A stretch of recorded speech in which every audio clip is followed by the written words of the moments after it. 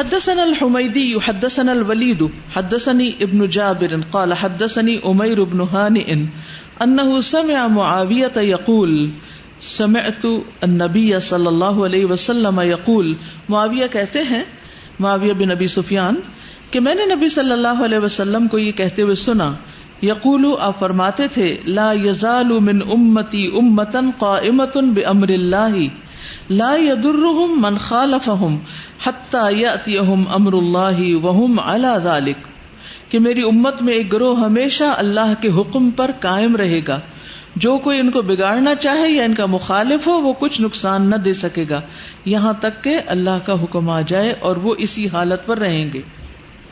ٹھیک ہے. قال عمیر کہتے ہیں، فقال مالک بن یخامر، مالک بن یخامر نے کہا، قال معاذ بن جبل نے کہا، وہم بالشام، اور وہ شام میں ہوں گے، یعنی یا شام میں ہیں، یعنی اس زمانے میں کہتے ہیں کہ ایسے لوگ شام میں پائے جاتے ہیں. فقال معاویۃ ھذا مالک یزعم انہ سمع معاذا یقول وہم بالشام، معاویہ کہتے ہیں کہ یہ مالک بن یخامر کہتا ہے کہ میں نے معاذ سے یہ سنا کہ یہ لوگ شام کے ملک میں ہیں. تو اس سے ملک شام کی فضیلت بھی پتہ چلتی ہے. حدثنا علی بن عبد اللہ اخبرنا سفیان حدثنا شبیب بن غرقدۃ قال سمعت الحی یحدثون عن عروۃ ان النبی صلی اللہ علیہ وسلم آتاہ دینارا یشتری لہ بہ شاۃ. شبیب بن غرقدہ کہتے ہیں کہ میں نے سنا اپنے قبیلے والوں سے، حی قبیلے کو کہتے ہیں، یحدثون عن عروۃ، کہ وہ عروہ سے ایک حدیث بیان کرتے ہیں، ان النبی صلی اللہ علیہ وسلم، کہ نبی صلی اللہ علیہ وسلم نے آتاہ دینارا، ان کو ایک دینار دیا، یشتری لہو بھی شاتن، کہ جس کے ساتھ وہ آپ کے لیے ایک بکری خرید کے لائیں. فاشترا لہو بھی، تو وہ اس دینار کے ساتھ ان کے لیے بکری خرید کے لائے. کیسے؟ شاتینی، دو بکریاں، ایک کی بجائے دو. فباع احداہما بدینار، تو کیسے کیا انہوں نے ان میں سے ایک کو ایک دینار میں خریدا، وجاؤ بدینار وشاۃ، اور آپ کے پاس وہ ایک دینار اور ایک بکری لائے. یعنی انہوں نے کیا کیا، جا کے دو بکریاں خریدی، ایک بکری کو دینار میں بیچا، ایک بکری بھی لی اور ایک دینار بھی کما کے نبی صلی اللہ علیہ وسلم کے پاس لے گئے. فدعا له بالبرکۃ فی بیعہ، تو نبی صلی اللہ علیہ وسلم نے ان کی تجارت میں ان کے لیے برکت کی دعا کی. وکان لو اشتری التراب لربح فیہ، ان کا حال یہ تھا کہ اگر مٹی بھی خریدتے تو اس میں بھی نفع کماتے. قال سفیان کان الحسن بن عمارۃ، کہ حسن بن عمارہ تھے، جاءنا بهذا الحدیث عنہ، ہمارے پاس لائے اس حدیث کو ان سے. قال سمعه شبیب بن عروۃ، کہتے ہیں کہ شبیب نے عروہ سے سنا. فاتیتہ فقال شبیب، تو میں ان کے پاس آیا تو شبیب نے کہا، انی لم اسمعه من عروۃ، کہ میں نے عروہ سے نہیں سنا. قال سمعت الحی یخبرونہ عنہ، میں نے قبیلے سے سنا جو عروہ سے روایت کر رہے تھے. ولیکن سمعتہ یقول، سمعت النبی صلی اللہ علیہ وسلم یقول، کہ میں نے نبی صلی اللہ علیہ وسلم کو فرماتے ہوئے سنا، الخیر معقود بنواس الخیل، خیر باندھ دی گئی ہے، معقود عقدہ سے گرہ لگا دی گئی ہے، گھوڑوں کی پیشانیوں کے ساتھ، الی یوم القیامہ، قیامت کے دن تک. یعنی گھوڑا ایک بابرکت جانور ہے، اس سے بھلائی وابستہ ہے. قال وقد رأیت فی دارہ 70 فرسا، وہ کہتے ہیں کہ میں نے ان کے یعنی عروہ کے گھر میں 70 گھوڑے بندھے دیکھے. عروہ بن زبیر کے محل کے کھنڈرات آج بھی موجود ہے مدینہ میں، بہت بڑا گھر تھا ان کا. قال سفیان یشتری لہ شاۃ کأنہا اضحیۃ، سفیان کہتے ہیں کہ حضرت صلی اللہ علیہ وسلم نے جو عروہ سے بکری خریدنے کے لیے کہا تھا وہ اضحیہ تھی. اضحیہ کس کو کہتے ہیں؟ قربانی کی بکری، یعنی قربانی کے موقع پر بکری لانے کو کہا تھا. تو یہاں پر بیسیکلی نبی صلی اللہ علیہ وسلم کی دعا کی قبولیت اور برکت کی دعا جو ہے اس کا پورا ہونا، یعنی پیشن گوئی ایک طرح سے نہیں ہے بلکہ دعا ہے جو پوری ہوئی ہے، کائنڈ آف پیشن گوئی بن جاتی ہے. کس کے حق میں تھی یہ؟ عروہ بن زبیر کی. اب یہ جو نبی صلی اللہ علیہ وسلم کی برکت کی دعا ہے، کیا یہ صرف ان لوگوں کے لیے تھی یا کسی خاص بندے کے لیے، یا کچھ دعائیں ہم سب کے لیے بھی ہو سکتی، ہمارے لیے بھی ہو سکتی؟ اگر ہم وہ کام کریں جس پر برکت کی دعا ہے. وہ کون سا کام؟ امت کے لیے صبح میں برکت کی دعا، اللہم بارک لامتی فی بکورہا، اے اللہ میری امت کے لیے ان کے صبح کے اوقات میں برکت ڈال دے. اور یہ بالکل ایک حقیقت ہے، اور آپ نے تجربہ کیا ہوگا کہ جو کام آپ صبح صبح کرتے ہیں ماشاءاللہ خوب کر جاتے ہیں اور کافی زیادہ ہو جاتا ہے. لہٰذا اس وقت کو ادھر ادھر کی باتوں میں، گپ شپ میں، فضول کام میں اور اس دنیا کے کاموں میں نہیں لگائیں. اس وقت کو جتنا ارلی مارننگ کا ہو اپنے پڑھنے لکھنے، اور اگر آپ لکھنے کا کام کرتے ہیں تو لکھنے کا، یا کوئی بھی اور ایسا کام کرتے ہیں جس میں آپ کے دماغ کو حاضر ہونا چاہیے، اور جس کام کے بارے میں آپ کو شکایت ہے کہ بہت پینڈنگ میں جا رہا ہے اس کو صبح اٹھا لیں تو انشاءاللہ پورا ہو جائے گا. کیونکہ نبی صلی اللہ علیہ وسلم نے ساری امت کے لیے صبح کے لیے برکت کی دعا کی ہے. سخر ایک تاجر صحابی تھے، وہ اپنے کارندوں کو دن کے پہلے پہر روانہ کرتے تھے، چنانچہ وہ مالدار ہو گئے اور ان کا مال خوب بڑھ گیا. اسی طرح ہمیں یہ تلقین کی گئی ہے کہ جب ہمیں کسی کے مال یا اس کے جسم یا کسی بھی چیز میں کوئی چیز اچھی لگے، کوئی کپڑا اچھا لگے، گھر اچھا لگے، مال، بچہ، اینی تھنگ، تو اس وقت بھی ہم اس کو برکت کی دعا دیں، بارک اللہ فیکم.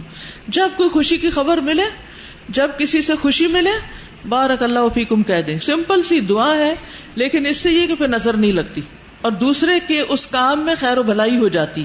یعنی نبی صلی اللہ علیہ وسلم نے خود بھی دعا دی ہے برکت کی، اور ہمیں بھی کیا سکھایا کہ ہم دوسروں کو برکت کی دعا دیں.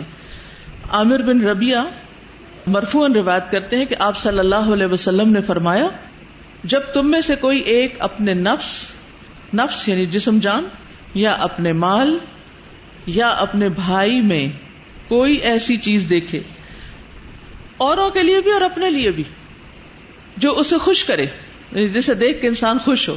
بعض اوقات ہوتا ہے نا، آپ نے کوئی پینٹنگ کی، کوئی چیز ڈرا کی، کوئی چیز بنائی، کہیں محنت کی اور وہ اپنا پھل لائی تو آپ دیکھ دیکھ کے خوش ہو رہے ہیں، تو اس کے لیے چاہیے کہ وہ اس کو برکت کی دعا دے. پس بے شک نظر بد کا لگنا حق ہے. کتنی صاف تعلیم ہے. اپنے ہی بچے کو ماں کی نظر لگ جاتی ہے، دودھ پینا چھوڑ دیتا ہے، رونا شروع کر دیتا ہے، لیکن ماؤں کو اپنے ہی بچوں کو برکت کی دعا دینی نہیں آتی. اچھا، خود آپ دودھ پیتے ہیں تو آپ کو دودھ پی کر مزہ آتا ہے، پھر کیا پڑھنا چاہیے؟ بالکل، اللہم بارک لنا فی وزدنا من، اس سے زیادہ عطا کر اور اس میں برکت ڈال. یعنی یہ ہمارے لیے بیماری کا نہیں، صحت کا ذریعہ بنے. ہمیں ڈیری الرجی نہ ہو، بلکہ ہمیں دودھ ہضم ہو جائے اور ہمارے لیے طاقت کا ذریعہ بنے. کچھ لوگوں کو دودھ سوٹ نہیں کرتا، اس کی بھی دعا سکھائی. اسی طرح کوئی چیز خرید رہے ہوں، کوئی گھر خرید رہے ہوں، کوئی اور اسی طرح کے بڑے بڑے معاملے کر رہے ہوں، تو ایسے موقع پر بھی برکت کی دعا کرنی چاہیے. میزبان کو بھی برکت کی دعا دینی چاہیے. نبی صلی اللہ علیہ وسلم نے فرمایا، جب تم میں سے کسی کو کھانے کی دعوت دی جائے بس چاہیے کہ وہ اس کو قبول کر لے، اور اگر اس کا روزہ نہ ہو تو کھا لے، اور اگر روزے سے ہو تو برکت کی دعا کر دے. اس کا یہ مطلب نہیں جو کھا لے وہ نہ کرے، وہ بھی دعا دے دے. اور یہ دعا کس طرح ہوگی؟ آپ نے فرمایا جب تم میں سے کوئی کھانا کھائے تو یوں کہے، اللہم بارک لنا فی واطعمنا خیرا منہ، اور ایک اور روایت میں اللہم بارک لنا فی وزدنا منہ، یعنی اسی وقت اور اضافے کی دعا کریں. یعنی یہ دودھ کی دعا ہے دوسری. پہلی دعا کیا ہے؟ کسی بھی کھانے کی. اسی طرح جب آپ کسی کے ہاں کھانا کھائیں تو آپ یہ دعا دیں، اللہم اطعم من اطعمنا واسقی من سقانا وبارک لہم فیما رزقتہم واغفر لہم وارحمہم. ٹھیک ہے؟ مثلا کوئی آپ کے گھر افطار بھیجتا ہے، یا آپ کہیں افطار پہ جاتے ہیں، یا ویسے ہی کسی دعوت پہ جاتے ہیں، کسی کی دی ہوئی کوئی چیز کھاتے ہیں، تو کھا کے اس کے لیے دعا کر دیں، تو وہ ایک طرح سے اس کا بدلہ ہو جائے گا. جب کوئی کسی کو دعا دے دیتا ہے یا تعریف کر لیتا ہے تو وہ ایک طرح سے اس کو اس احسان کا بدلہ لوٹا دیتا ہے. اور بہت آسان دعا ہے، اللہم اطعم من اطعمنا واسقی من سقانا وبارک لہم فیما رزقتہم واغفر لہم وارحم. اور اگر آپ کو آتی ہو تو باقی گھر والوں کو بھی کہہ کے کلوا دیں، اس وقت اونچا پڑھ دیں. بار بار پڑھیں گے نا آپ، یعنی کہیں گئے ہیں تو بچے بھی دیکھ رہے ہیں، پڑھ رہے ہیں، سن رہے ہیں، تو ان کو بھی یاد ہو جائے گی. اور اس سے آپ دیکھیے کہ جب آپ دوسروں کے لیے دعا کرتے ہیں تو فرشتہ مقرر ہو جاتا ہے، وہ کیا کہتا ہے؟ آمین. اور اس کے لیے بھی وہی جو دوسرے کے لیے مانگ رہے ہیں. تو گویا آپ بظاہر دعا کسی کو دے رہے ہیں لیکن وہ مل خدا آپ کو رہی. تو غائبانہ طور پر بھی سامنے بھی دوسروں کی خیرخواہی کرتے رہیں. اچھا، دعا کارڈ بھی موجود ہے ان دعاؤں کا. اسی طرح نبی صلی اللہ علیہ وسلم بچوں کے پاس سے جب گزرتے تھے تو آپ خود انہیں سلام کرتے اور ان کے لیے برکت کی دعا کرتے. اور خود حضرت انس کو جو برکت کی دعا دی تھی وہ کتنی درست ثابت ہوئی. اسی طرح جب کسی کی شادی ہو تو اس وقت بھی اس کو برکت کی دعا دینی چاہیے. سنائیں مجھے کیا دعا ہے؟ بارک اللہ لک و بارک علیک و جمع بینکما فی خیر. اللہ تمہیں برکت دے، تم پر اپنی برکت نازل فرمائے اور تم دونوں کو خیر کے ساتھ اکٹھا رکھے، برکت کے ساتھ. وجمع بینکما فی خیر، یعنی یہ تعلق رشتہ خیر اور بھلائی پر منتج ہو. اس کا بھی کارڈ ہے. کارڈ سے ہم ویسے ہی ڈھیلے ہو گئے، دعائیں زبانی نہیں یاد کرتے. جب زبانی یاد ہوتی ہے نا، اس کا فائدہ یہ ہوتا ہے کہ دیر اینڈ دین آپ بول کے اپنا کام پورا کر لیتے ہیں. نہ کارڈ اٹھانے کا جھنجٹ اور نہ دینے کا اور نہ اس کو پڑھنے کا اور نہ سنبھالنے کا، کام ختم. جی فرمائی. السلام علیکم استاذہ. ابھی ایک ساتھی ہیں ہمارے، ان کی بہن کی شادی تھی تو انہوں نے اس کا بینر بنوا کے نا اس دعا کا انگلش میں اور اردو میں، تو جس ہال میں ان کی بہن کی شادی تھی تو وہاں پہ لگوایا تھا اور ہال والوں نے لگایا ہوا ہے. یہ تو بہت ہی اچھا ہے. سنت زندہ کرنے کا طریقہ ہے کہ آپ کسی کی شادی کا تحفہ اس دعا کے خوبصورت پھولوں والے بینر بنا کے ساتھ بنا کے یا پوسٹر بنا کے لے جائیں اور جہاں وہ دلہن کا گھر ہو یا ہال ہو یا وہاں لگا دیں اور وہ لگا رہے کہ ہر ایک شادی ہال میں تو ایک کے بعد ایک شادی کا سلسلہ چلتا ہی رہتا ہے، تو سب کو دعا ملتی رہے گی، لوگ پڑھتے رہیں گے اس کو. حدثنا مسدد حدثنا یحیی عن عبید اللہ قال اخبرنی نافع عن ابن عمر رضی اللہ عنہما ان رسول اللہ صلی اللہ علیہ وسلم قال الخیل فی نواصیها الخیر الی یوم القیامہ. رسول اللہ صلی اللہ علیہ وسلم نے فرمایا گھوڑوں کی پیشانی میں قیامت تک برکت بندھی ہوئی ہے. گھوڑا بابرکت جانور ہے. حدثنا قیس بن حفص حدثنا خالد بن الحارث حدثنا شعبة عن ابي التياح قال سمعت انسا عن النبي صلى الله عليه وسلم قال الخيل معقود في نواصيها الخير. ابو التیاح کہتے ہیں کہ میں نے انس بن مالک رضی اللہ عنہ سے سنا، انہوں نے حضرت صلی اللہ علیہ وسلم سے سنا کہ آپ نے فرمایا گھوڑوں کی پیشانی میں برکت بندھی ہے. اسی لیے ان کو دیکھ کے ایک عجب طرح دل خوش ہوتا ہے نا. اب یہ گھوڑوں کی باتیں یہاں کہاں آ گئی، کیوں آ گئی، کس مناسبت سے؟ یہ پچھلی حدیث میں جو ذکر ہوا نا اس کی مناسبت سے اسی کی وضاحت. جیسے وہ ہے نا والسماء والطارق وما ادراک ما الطارق النجم الثاقب. قرآن کی خود تفسیر کر رہا ہے. طارق کی قسم کھائے گی اور کیا ہے طارق؟ النجم الثاقب ہے. تو اسی طرح یہ گھوڑے کا ذکر آیا اور برکت کا، اور پھر مزید اس کی وضاحت میں حدیثیں آ رہی. حدثنا عبداللہ بن مسلمۃ عن مالک عن زید بن اسلم عن ابی صالح السمانی عن ابی ہریرہ رضی اللہ عنہ عن النبی صلی اللہ علیہ وسلم قال، نبی صلی اللہ علیہ وسلم نے فرمایا الخیل لثلاثۃ، گھوڑے 3 لوگوں کے لیے ہوتے ہیں. گھوڑے 3 طرح کے لوگوں کے لیے ہوتے ہیں. لرجل اجر، ایک شخص کے لیے اجر ثواب، ولرجل ستر، اور ایک شخص کے لیے پردہ پوش یا معاف مباح، وعلی رجل وزر، اور ایک شخص پر بوجھ یا گناہ. فاما الذی لہ اجر، تو جس شخص کے لیے گھوڑا اجر ہے، فرجل ربطها فی سبیل اللہ، وہ شخص ہے وہ جس نے گھوڑا اللہ کے راستے میں باندھ رکھا ہے. فاطال لها فی مرج او روضۃ، اور اس نے اس کی رسی لمبی کر رکھی ہے چراگاہ میں یا باغ میں، یعنی اس کو چرنے کے لیے چھوڑ دیا، جو چاہے کھائے پیے. وما اصابت فی تیلھا من المرج او الروضۃ کانت له حسنات، تو جہاں تک اس کی لمبائی میں اس چراگاہ میں یا باغ میں وہ چرتا ہے تو اس کے لیے نیکیاں لکھی جاتی. جو کچھ گھوڑا کھا لیتا ہے وہ سب نیکی صدقہ شمار ہوتا ہے. ولو انہا قطعت اُؤْتِيَ لَهَا فَاسْتَنَّتْ شَرَفًا أَوْ شَرْفَيْنِ كَانَتْ أَرْوَاثُهَا حَسَنَاتٍ لَهُ، اور اگر وہ کاٹ لیتا ہے اس رسی کو، یعنی توڑا لیتا ہے، رسی توڑا لیتا ہے، فَاسْتَنَّتْ شَرَفًا أَوْ شَرَفَيْنِ، تو ایک دو چھلانگے لگا لیتا ہے یا ایک دو جمپ آگے کو لگاتا ہے. اب گھوڑے کے اس کو کیا بولتے ہیں، ٹاپ، یعنی ٹاپے مارتا ہے، آگے کو جاتا ہے، رسی توڑا کے اس سے بھی آگے نکل جاتا ہے. ایک تو یہ ہے نا کہ مالک نے ایک لمبی رسی باندھی کہ یہاں تک تم کھا پی سکتے ہو، لیکن اب وہ کیا کرتا ہے، گھوڑا توڑا کے رسی آگے بھی جا کے اپنا کام کرتا ہے، تو پھر وہ بھی ثواب ہے. کانت ارواثها حسنات لہ، اس کی لید بھی اس کے لیے حسنات کا باعث، یعنی گھوڑے کی جو لید ہے وہ بھی میزان میں نیکی کے طور پہ تولی جائے گی، نیکیوں میں وزن ہوگا اس کا بھی. وَلَوْ أَنَّهَا مَرَّتْ بِنَهْرٍ فَشَرِبَتْ وَلَمْ يُرِدْ أَن يَسْقِيَهَا كَانَ ذَلِكَ لَهُ حَسَنَاتٍ، اور اگر وہ گھوڑا کسی دریا کے پاس سے یا نہر کے پاس سے گزرا اور اس میں سے اس نے پانی پی لیا، حالانکہ مالک نے اس کو پانی پلانے کا ارادہ نہیں کیا تھا، نیت نہیں کی تھی، تو وہ پانی بھی اس کے لیے ثواب ہو گیا. وہ پانی کا پینا بھی مالک کے لیے ثواب کا باعث ہے، کیونکہ جو چیز اس نے رکھی ہوئی ہے وہ سراسر، یعنی اصل چیز مقصد کے ساتھ بندھی ہوئی ہے. اچھا، اب یہ جو باتیں ہیں ساری، ان کو آج کے دور میں ہم ظاہر ہے کہ گھوڑے پہ تو بیٹھ کے اللہ کے راستے میں نہیں نکلتے، لیکن ہم اپنی گاڑیوں کو چلاتے ہیں.